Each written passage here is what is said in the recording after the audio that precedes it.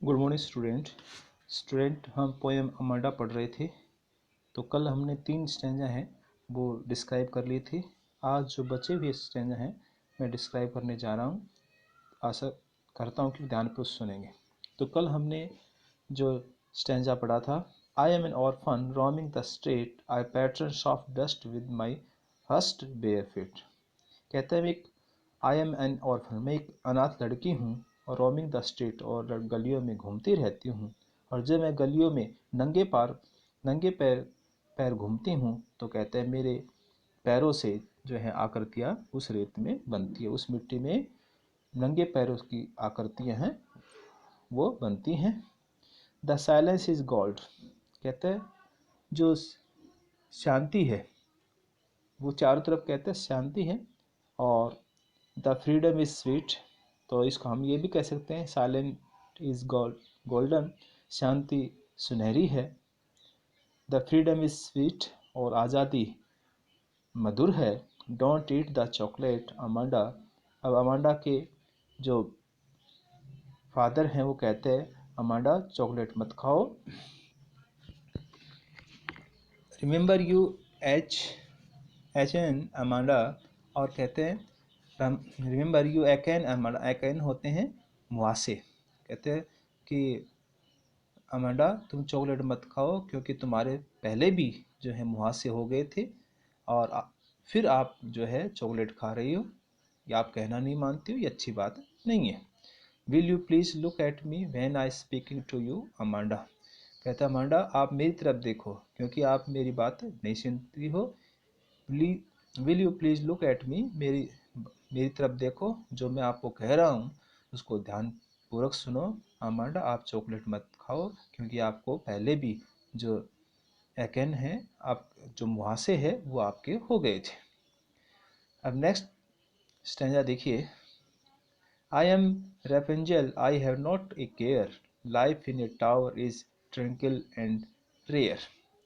कहते हैं अमांडा कहती आई एम रेपेंजल, मैं एक रेपेंजल जो लड़की है, जो परी है अर्थात लड़की है। आई हैव नॉट केयर, कहते हैं मैं वैसी हूँ और मुझे कोई लापरवाह नहीं है। Life in the tower is tranquil and rare, कहते हैं जो टावर पर, अर्थात हम इसको ये भी कह सकते हैं कि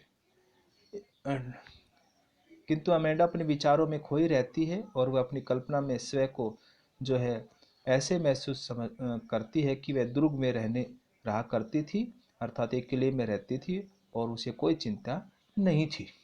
कहाँ रहती थी वो? एक दुर्ग में रहती थी, और एक विचित्र दुर्ग में रहती थी और उसे कोई चिंता नहीं थी, जैसे एक रेपेंजर लड़की वहाँ पर उस दुर्ग में रहती थी।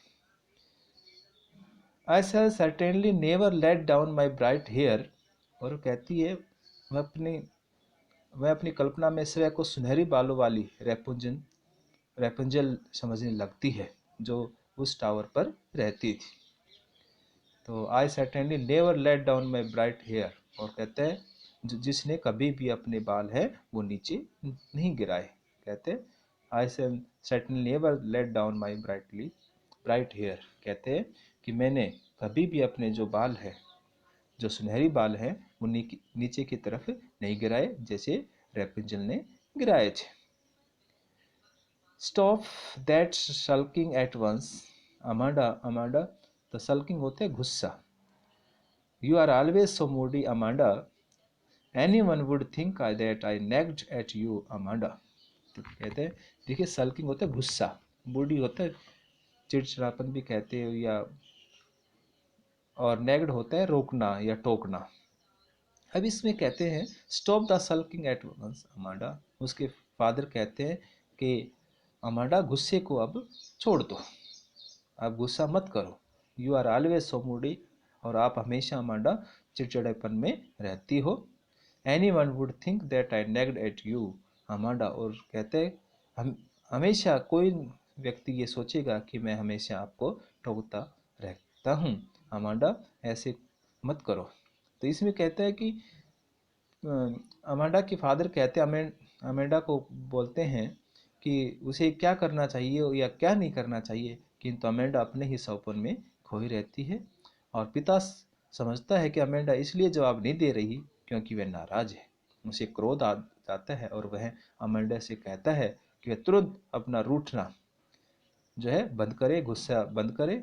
और वह कहता है कि हमें से चिड़े रहना, अच्छा मूडी क्या होता है, चिड़ा होना, चिड़े रहना अमांडा की आदत हो गई है। उसे देखकर कोई ऐसे मानेगा कि माँ बाप ने उसे डांटा है, इसी कारण वो उदास लग रही है। और पिता ये नहीं चाहता कि अमेंडा दूसरे को इस तरह का कोई विचार प्रदान करते, अर्थात दूसरे व्यक्ति को ही सोचे। तो स्टूडेंट, आपने देखा इस अमांडा पोएम में एक पेरेंट्स और एक जो अमांडा नाम की लड़की है उसके बारे में जो वार्तालाप है कि अमांडा एक खुले विचार वाली लड़की जो होती है, और वो जब उनके पेरेंट्स उसको टोकते हैं तो उसे गुस्सा आता है, वो उसे अच्छा नहीं लगता।